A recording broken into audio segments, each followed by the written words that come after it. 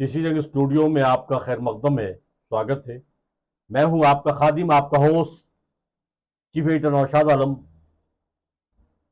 किसी जगह स्टूडियो से हम आपसे मुखातिब हैं। इस वक्त हमारे साथ परवेज साहब स्टूडियो मौजूद है। आपका बहुत स्वागत है परवेज साहब। शुक्रिया।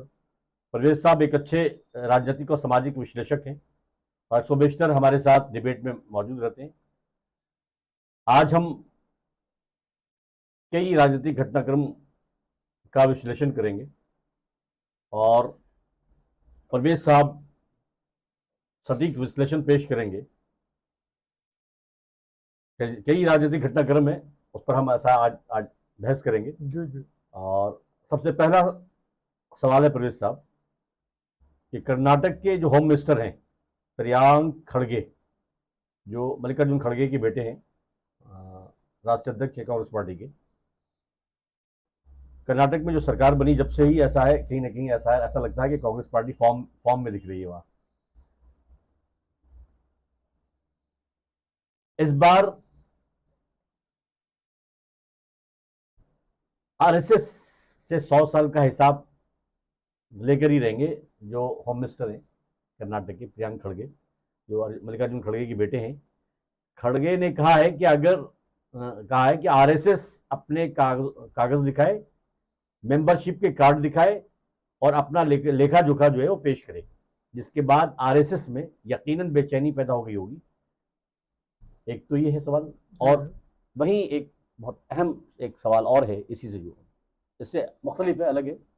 वहीं आम आदमी पार्टी के जो संयोजक हैं, राष्ट्रीय अध्यक्ष कह लें, संयोजक कह लें, अरविंद केजरीवाल साहब जो आम आदमी पार्टी के संयोजक हैं, ने भारतीय जनता पार्टी पर बहुत ही तीखा हमला बोला है।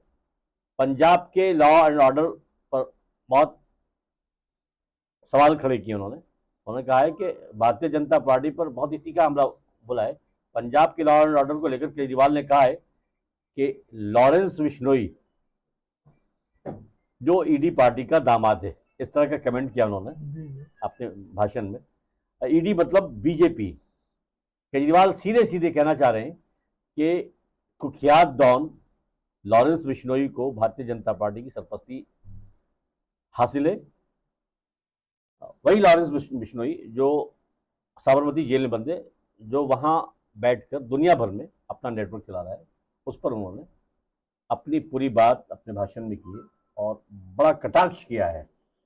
तो इन दोनों राजनीतिक घटनाक्रम को आप कैसे देखते हैं और इसका क्या पॉलिटिकल इम्पैक्ट पड़ता है नौशाद साहब आरएसएस पर और ऐसा लॉरेंस बिश्नोई को लेकर जो एसआर में केजरीवाल रहता है, इन दोनों प्रश्नों आपका पहला जो सवाल है प्रियंक खड़गे का, जी जी, कि उन्होंने आरएसएस से पेपर मांगे जी, तो पेपर तो दिखाना चाहिए जी। ये पेपर बहुत पहले ही मांग लेने चाहिए थे किसी भी सरकार को। बहुत देर कर दी मेहरबान आते आते। बहुत बहुत देर कर दी, 100 साल।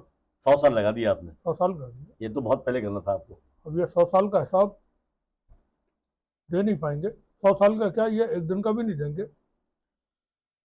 शुरू में मेरा मानना यह था कि प्रियंक खड़गे शायद ऐसे ही सरसरे तौर पर कोई बात कर रहे हैं, लेकिन अब मेरा मानना यह है कि प्रियंक खड़गे सीरियसली बात कर रहे हैं कि आरएसएस को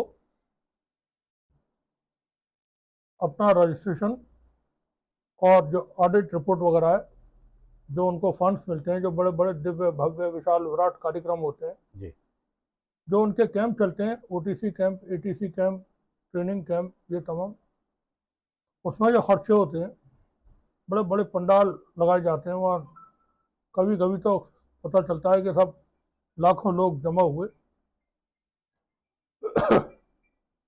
तो इनके खर्चे कहाँ से पूरे होते हैं वो ये दिखाएं, बताएं। मगर वो दिखा नहीं पाएंगे कुछ भी। प्रधानमंत्री ने भी लाल किले से अभी पिछले साल ही कहा था कि ये एक एनजीओ है, एनजीओ है, कोई वैसा संगठन नहीं है किसी तरह का, और न इसका कोई शायद कोई कंट्रीब्यूशन है किसी तरह का। एनजीओ क्या करके उन्होंने बात को खत्म कर दिया था। दुनिया का सबसे बड़ा एनजीओ है और सांस्कृतिक वगैरह बताया था उन्होंने। अब ये कैसा एनजीओ है? प्रधानमंत्री तो वगैरह। सवाल ये पैदा होता है एक ऐसा एनजीओ, आपने कहा कि साहब बहुत बड़ा एनजीओ है, दुनिया का मैंने सबसे नहीं बड़ा मैंने एनजीओ मैंने है। नहीं कहा, प्रधानमंत्री ने कहा। जी बिल्कुल, जी अच्छा है, मतलब उन्हीं उन्हीं की बातों को आपने कोट किया है। जी जी। तो ये बताइए कि आखिर ये कैसा एनजीओ है जो ऐसा दुनिया का सबसे बड़ा एनजीओ है, लेकिन उसके पास अपना कोई रजिस्ट्रेशन नहीं है, ठीक, कोई कोई मेंबरशिप कार्ड ऐसा शो नहीं करते वो, ये कैसा एनजीओ है? वो इसलिए है कि उनको किसी बात का को ओन न करना पड़े कि ये हमारे द्वारा की गई है या हमने करवाई है। जहाँ भी कहीं उनके लोग फंसते हैं किसी मसले में, जी। वो फौरन साफ मना कर देते हैं कि हम हमारा वो नहीं है कार्यकर्ता, और हमारा इससे कोई लेना देना हमारा नहीं। इससे कोई लेना देना नहीं है। आरएसएस के बहुत सारे सिंपैथाइजर हैं, या कहीं, भारत में, हाँ कहीं कोई भारत और ऐसा मतलब ओवरसीज में बहुत ओवरसीज में। होते हैं। जी। तो चाहे वो आतंकवादी वारदातों में पकड़े गए इनके लोग, या उनके यहाँ से बम वगैरह बरामद हुए या हथियार बरामद हुए, तो आरएसएस फौरन इनकार कर देता है ताकि ऊपर तक बात किसी को जवाब ही न देना पड़े। जी। और यही प्रवृत्ति राजनीतिक रूप से भारतीय जनता पार्टी की सरकारों में देखते हैं कि वो ओन नहीं करते जी। और ना ही जवाब देना चाहते हैं वो किसी भी सवाल का। जी। जी। अब यहाँ आरएसएस इस वक्त फंस गया है, क्योंकि प्रियंक खड़गे जो कह रहे हैं या जो वो चाहते हैं, तो मुझे उम्मीद है कि वो इसको करेंगे, क्योंकि वो देख रहे हैं उनके जो सबसे बड़े लीडर हैं पार्टी के, राहुल गांधी। राहुल गांधी अकेले मोर्चा लिए हुए हैं पूरे देश में आरएसएस से। ये काबिल तारीफ है। और सबको मालूम है, जो भी थोड़े सिंसियर हैं, संजीदा हैं, देश को से प्रेम करने वाले लोग हैं, सबको मालूम है। और जैसा कि कल राहुल गांधी का एक वीडियो ऑडियो रिलीज हुआ है, उसमें उन्होंने कहा कि बीजेपी का पूरे सिस्टम पर, सारी संस्थाओं पर, खुफिया एजेंसियों पर कब्जा हो चुका है और आरएसएस देश पर कब्जा करने में लगा हुआ है। और तमाम एजेंसीज पर, हम इसके सामने झुकेंगे नहीं। तमाम संस्थाओं पर जी, आरएसएस का कब्जा हो गया, ये बात हम कही इसके उन्होंने। सामने झुकेंगे नहीं। अब प्रियंक खड़गे को ये समझ में आ चुका है कि आरएसएस से लड़ाई लड़नी पड़ेगी, और कांग्रेस को भी समझ में आ चुका है। कांग्रेस का जो कैडर है या बाकी लीडरशिप है, वो भी आने वाले वक्त में आप देखेंगे आरएसएस के खिलाफ लड़ाई लड़ते हुए, क्योंकि आरएसएस ऐसा ऐसा संगठन है जो बिल्कुल, हम इस पर पहले बहुत बार बात कर चुके हैं, जी। बिल्कुल जैसा अंडरवर्ल्ड के लोग होते हैं जी। वैसे काम करता है वो। जी। नेटवर्किंग उसकी बड़ी मजबूत है। जैसे यहूदी माफिया हैं, जी। उसमें कौन कौन मेंबर है, दो लोगों को आपस में पता नहीं होता, पूरे जीवन पता नहीं चलता कि हम इसी संगठन के मेंबर हैं। ऐसी आरएसएस में नहीं पता चलता है, फिर उनके पास संदेश भेजा जाता है, वो काम निपटा देते हैं। आरएसएस में भी यही इसी तरह का तरीका अपनाया जाता है। जी। ये है हर जगह और कहीं नहीं है। बिल्कुल। हर जगह है लेकिन कहीं नहीं है। सुप्रीम कोर्ट से लेकर के चौकी में, पुलिस चौकी तक आरएसएस के लोग मौजूद हैं। हर जगह मौजूद है लेकिन कहीं नहीं है।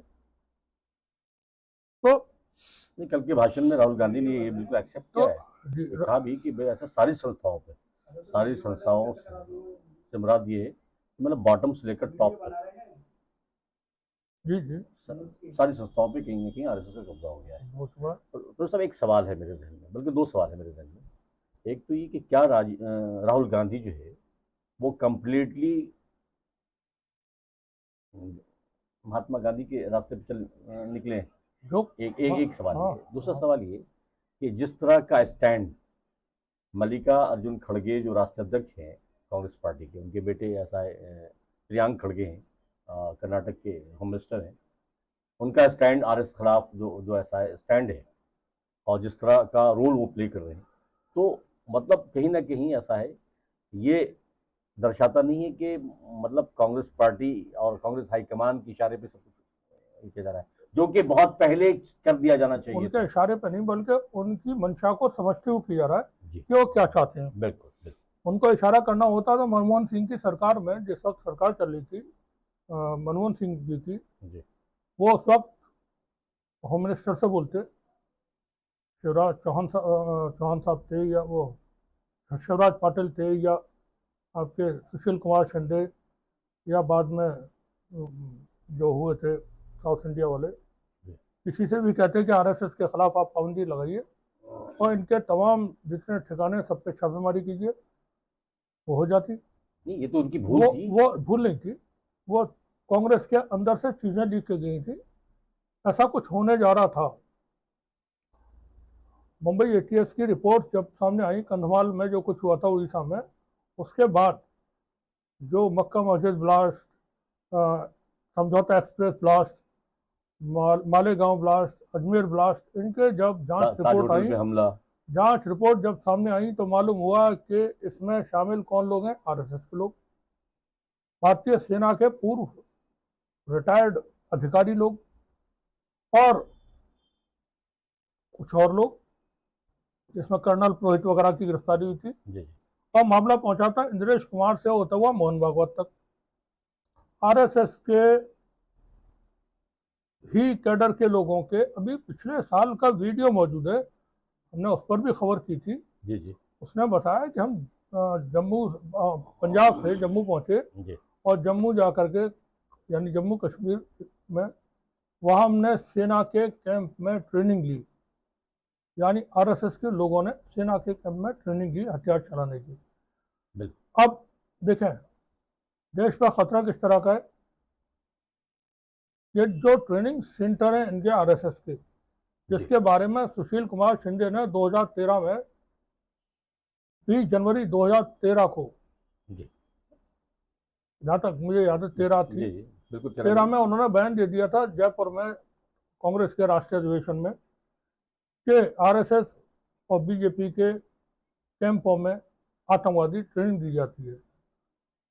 बाद में वो बयान उनको वापस लेना पड़ा, जो शोर शराबा हुआ। वो बयान बिल्कुल ठीक था उनका, गृह मंत्री थे, उनको जांच करके कार्रवाई करनी थी, लेकिन उन्होंने पहुंचाना था संदेश ऊपर तक, नागपुर तक, कि आपके खिलाफ बड़ी कार्रवाई होने की तैयारी हो गई है, तो आप अवेयर हो जाएं और अपना बचाव करें। जिसके बाद आरएसएस बिल्कुल मौन मुद्रा में आ गई थी, रेस्ट पोजीशन में।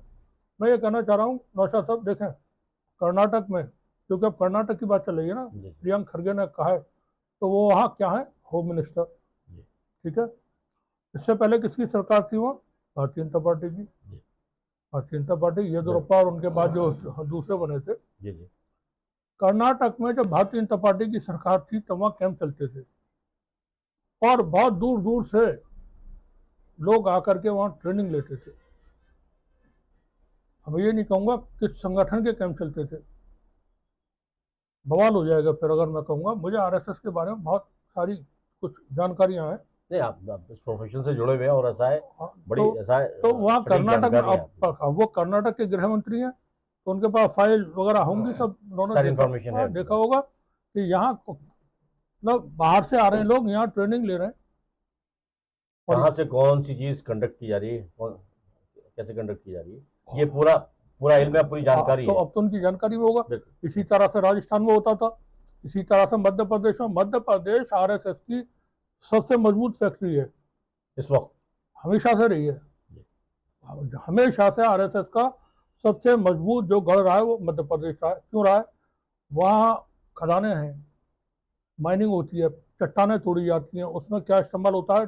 डायनामाइट, डेटोनेटर, टाइमर, ये, और ठेकेदार इस्तेमाल करते हैं उसे। अब उन्हीं से मिल जाते हैं ब्लास्ट करने के लिए, सारा एमुनेशन उनसे मिल जाता है। बाकी जंगल रह गए, जंगलों में कैंप लगा करके उन्हें ट्रेनिंग दी जाती है कि कैसे इनको, आपको कहीं इम्प्लांट करना है, कैसे ब्लास्ट करना है, क्या करना है। तो ये सारा काम चलता रहा है। आरएसएस जो है वो एक क्रिमिनल ऑर्गेनाइजेशन है और इसके संबंध अंतरराष्ट्रीय संस्थाओं से हैं, संगठनों से।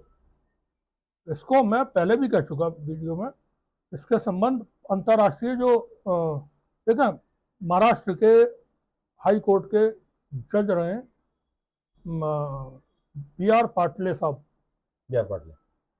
उनका यूट्यूब पर वीडियो आपको मिल जाएगा, आज के दिन ही मिल जाएगा, जिस वक्त हम बात कर रहे हैं उस वक्त ही मिल जाएगा, और हमारे यूट्यूब चैनल पर मिल जाएगा, इसी पर जो आप ये वीडियो देख रहे होंगे, नीचे हमने भी डाला हुआ है।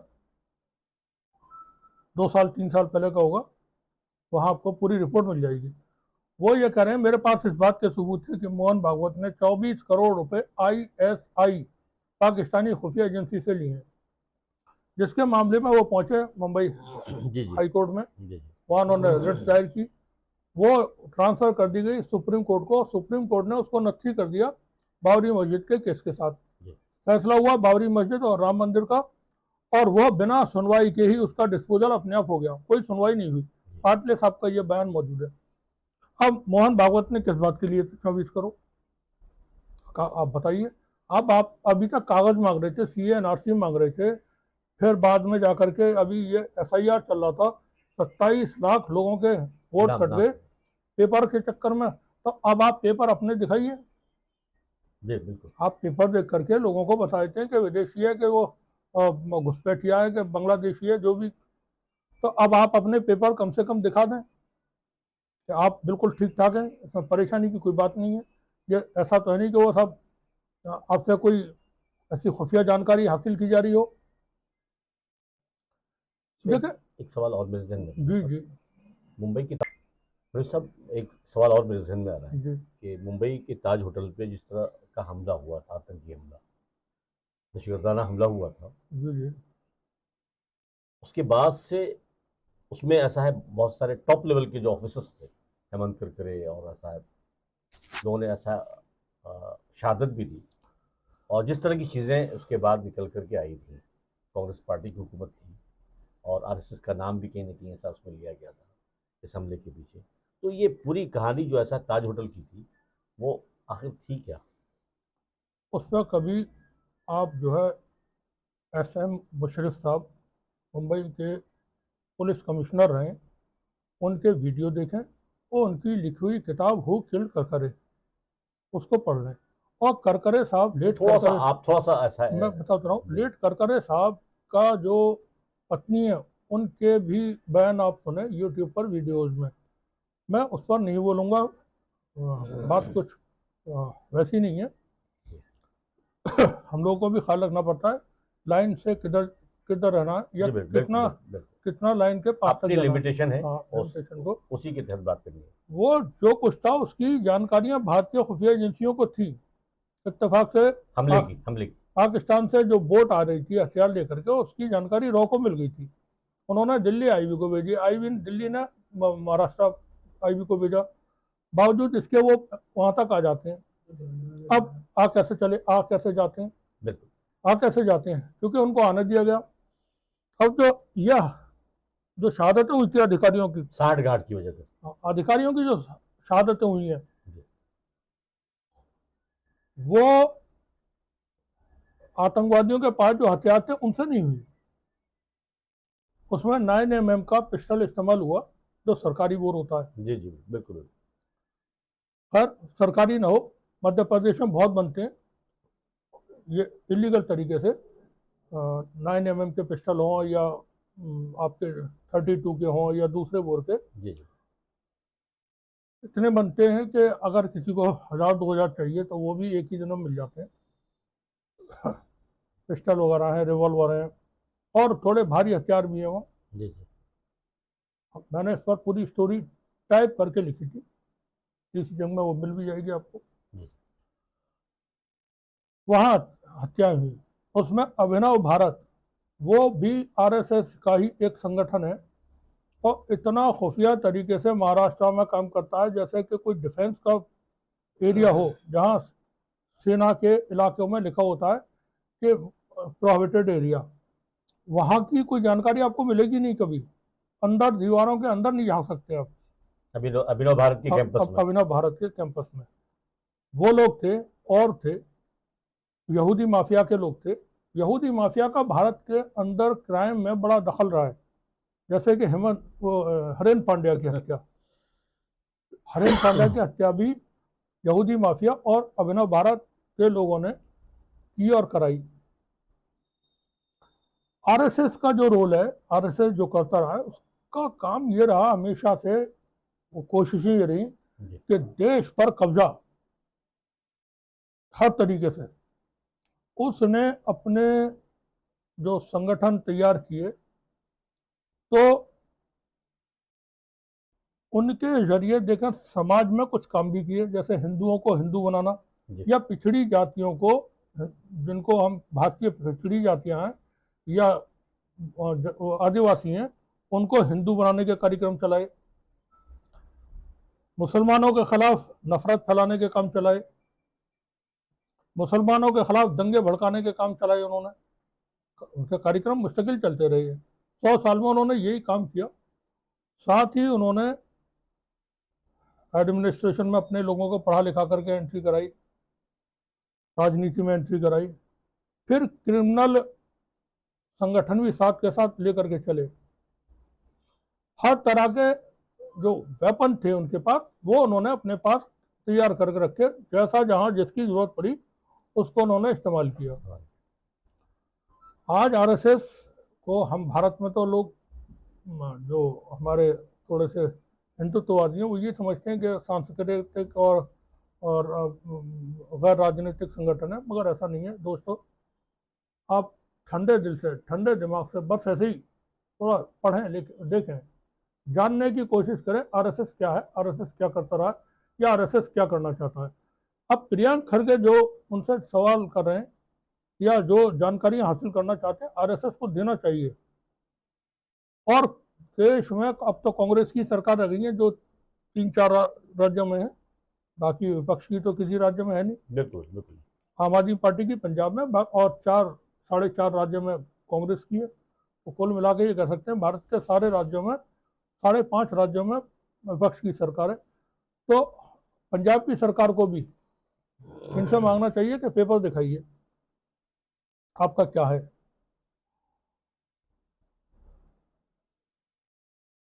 ये देखें, अब चूंकि मसला देश के वजूद का है, देश को बचाए रखना है, कैसे बचाना है, इस पर पार्टियां देख रही हैं, सोच रही हैं।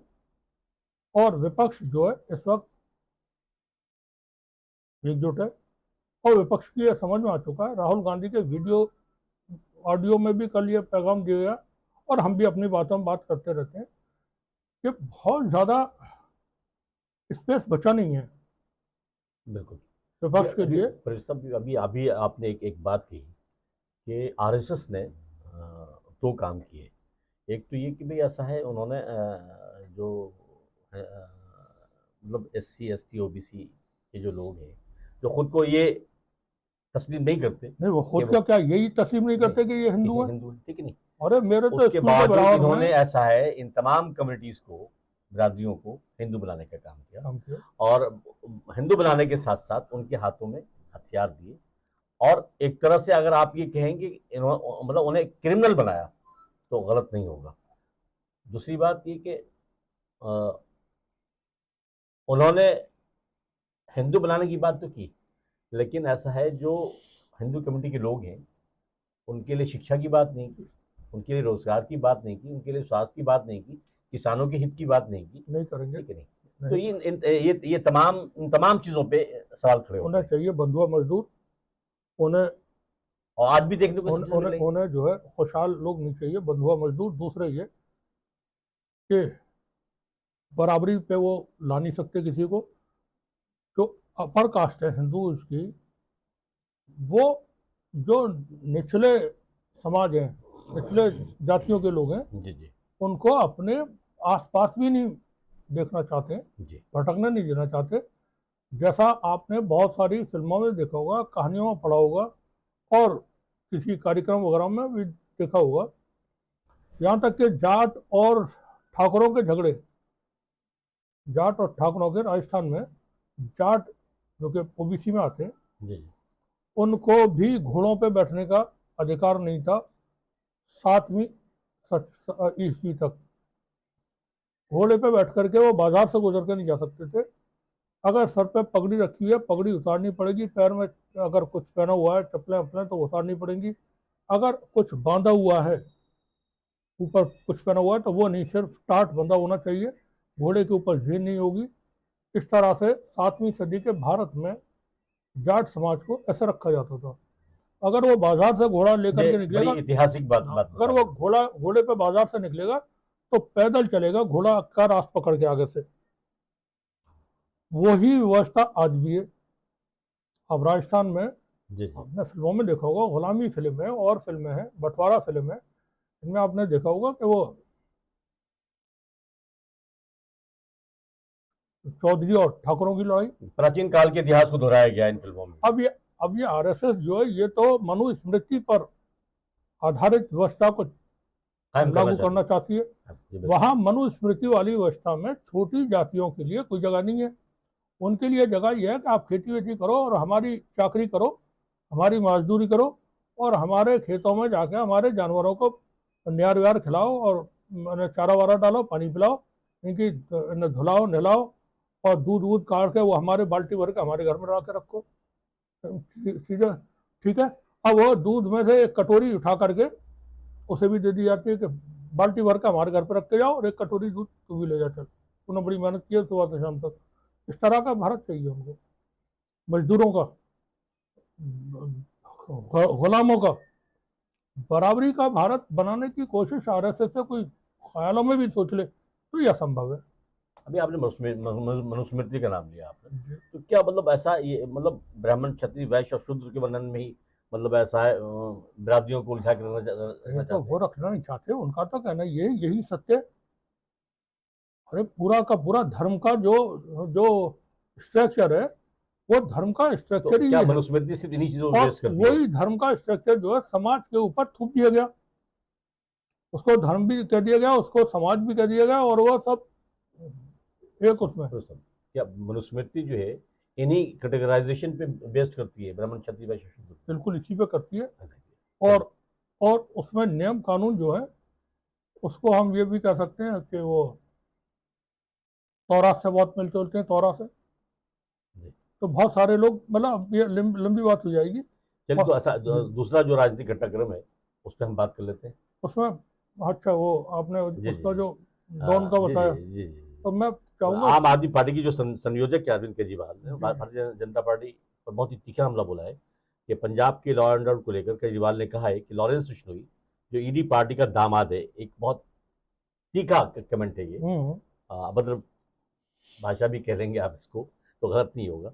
ईडी पार्टी का दामाद का है, ईडी मतलब बीजेपी। केजरीवाल सीधे सीधे कहना चाह रहे हैं कि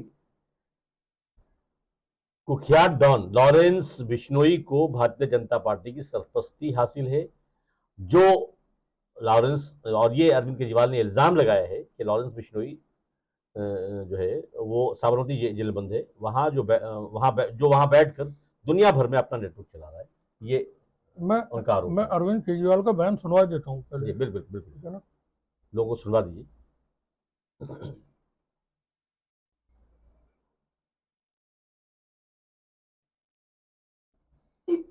लेकिन बोल देना।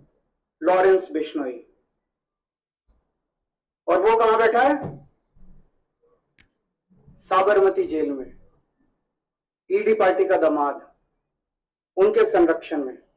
उसने जो हंगामा मचा रखा है, जो हंगामा, और केंद्र सरकार के गृह मंत्रालय ने, एमएचए ने ऑर्डर पास किया है कि उसको उस जेल से कोई नहीं ले जा सकता।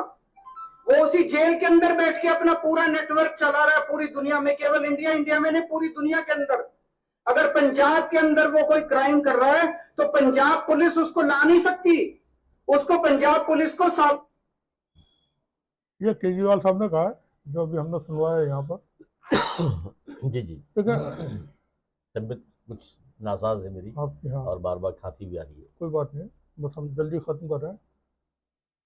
लॉरेंस बिश्नोई हो या कोई भी अपराधी, अगर वो किसी हाइट तक पहुंचता है, जैसा कामयाबियां दिखाई थी कि वो माफिया बन गई, या ये डॉन बन गई, या वो बहुत बड़े बाहुबली बन गए, तो वहां तक तभी पहुंचता है जब उसको सरपरस्ती हासिल होती है बड़े लोगों की, बड़ा संरक्षण हासिल बड़े लोगों की। जी।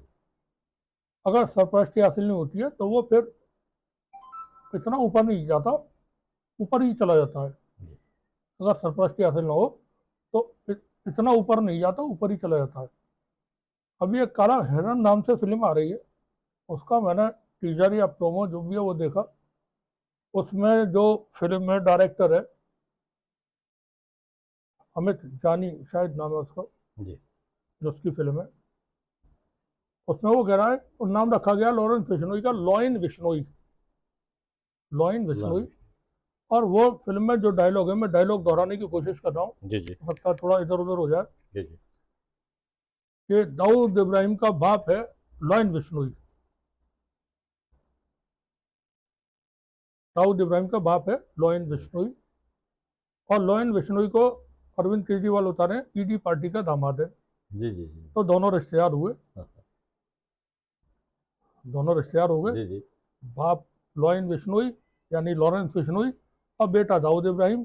तो बाप बेटे जो हैं बाप बेटों का रिश्ता बन गया, ईडी रिश्तेदार पार्टी के, ईडी पार्टी के दामाद हो गए, रिश्तेदार हो गए। हाँ रिश्तेदार हो गए। जी जी देखें, भारत के कानून मंत्री रहे,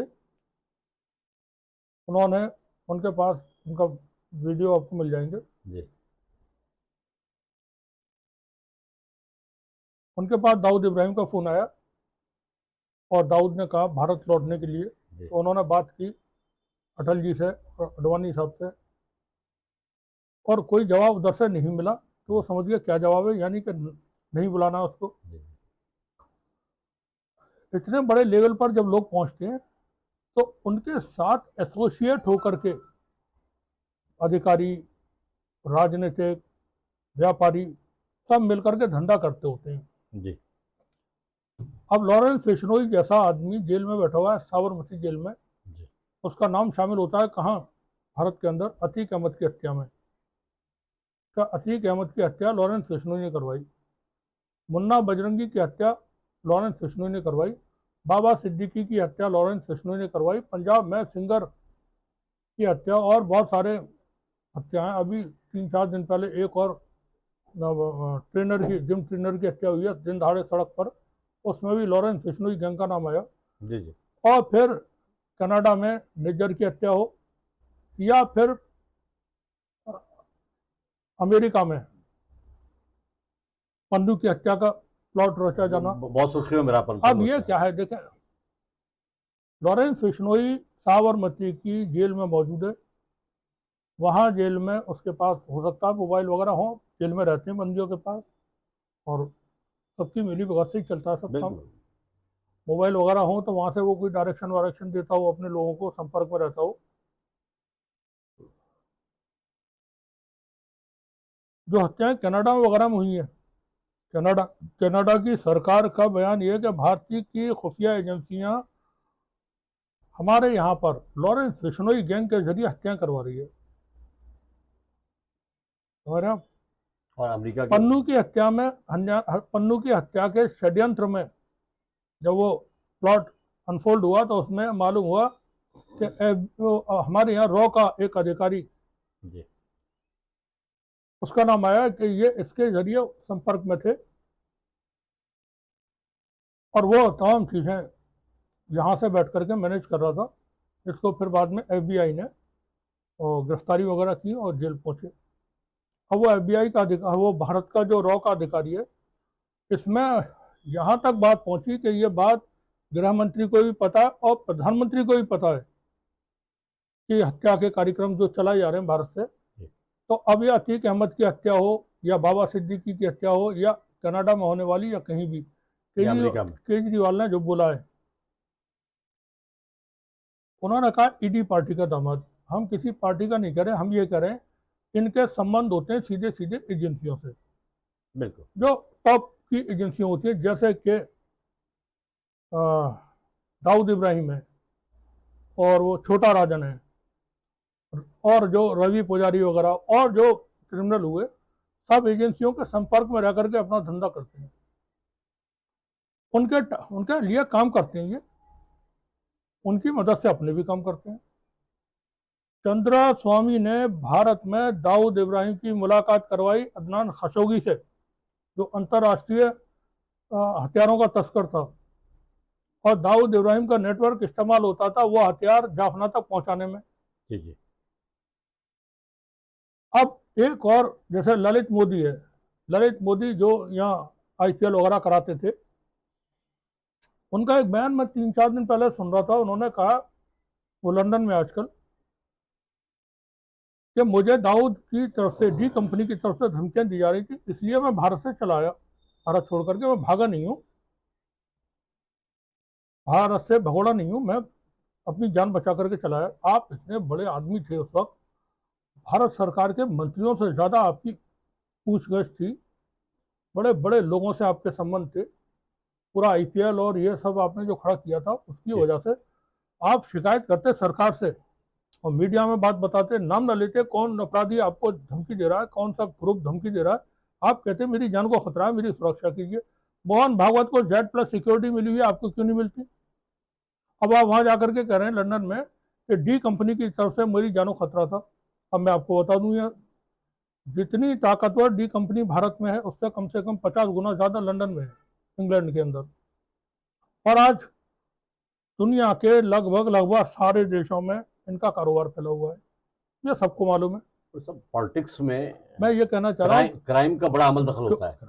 ये जो केजरीवाल ने बोला, केजरीवाल ने तो पोल खोली है। बिल्कुल, वही बात कर रहा हूँ। और कोई भी अपराधी, जिस तरह की बात उन्होंने कही है, तो ये मतलब डायरेक्टली एंड इनडायरेक्टली ये कहना चाह रहे हैं कि भाई ऐसा तो आरएसएस के लिए काम कर रहा है वो, लॉरेंस बिश्नोई एजेंसियों के लिए काम कर रहा है और सरकार के भी इशारे पर काम कर रहा होगा। हम ये भी माना लेते हैं। केजरीवाल साहब कह रहे हैं तो उनकी बात पर थोड़ा बहुत तो लोगों को भरोसा। जिस तरह की रिपोर्ट्स आपने बताई, यकीनन ऐसा उससे साफ जाहिर भी होता है कि ऐसा है, क्राइम का और पॉलिटिक्स का आपस में बड़ा तालमेल होता है और बड़ा अमल दखल होता है। Politics is crime, crime is politics. बिल्कुल, एक ही सिक्का है, इधर से देख लें या उधर से देख लें, एक ही सिक्का है।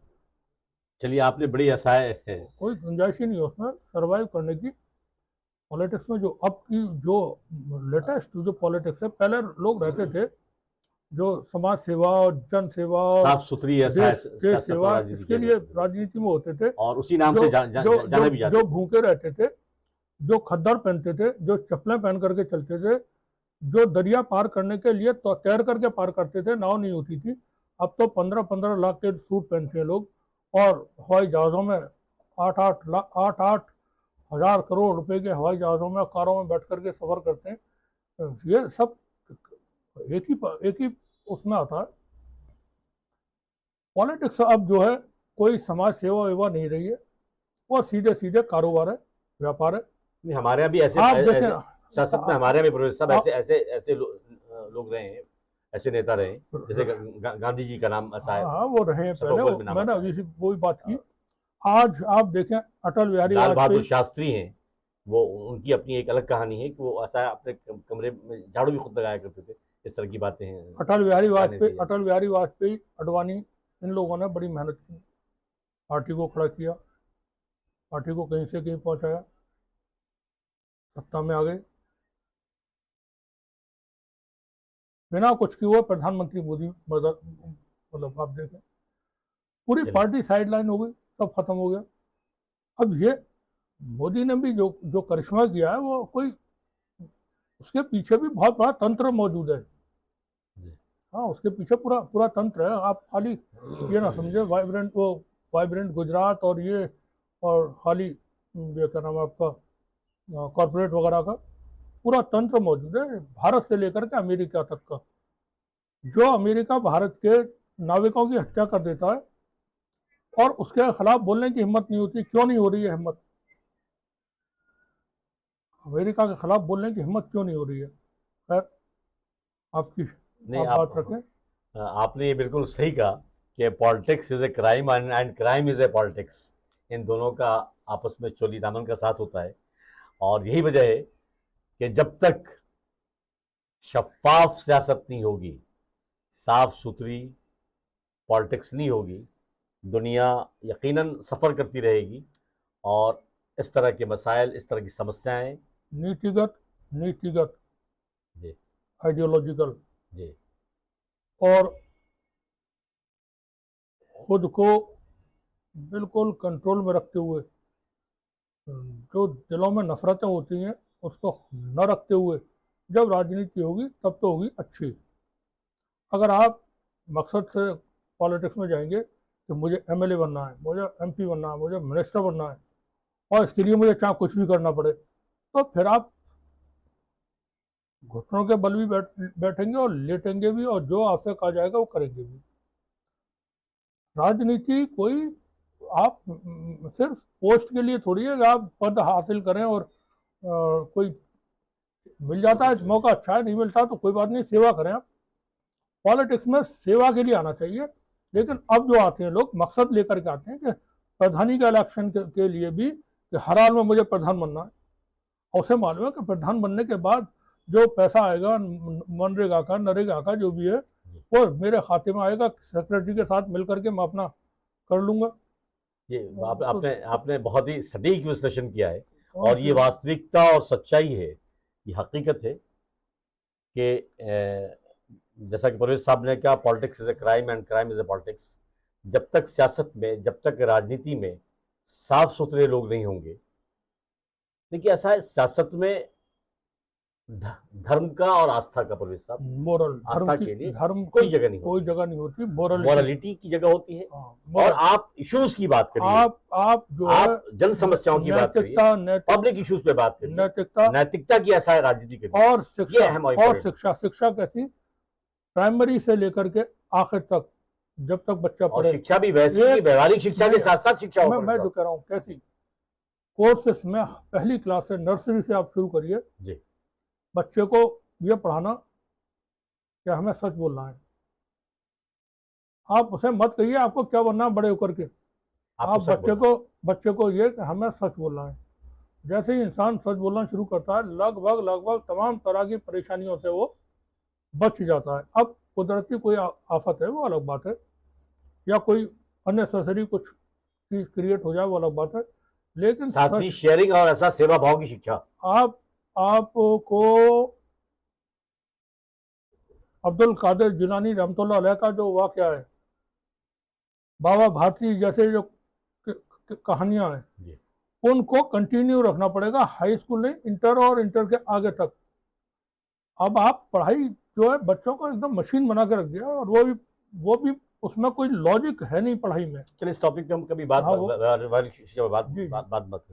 प्रोफेसर साहब ने बहुत सटीक विश्लेषण आपके सामने पेश किया।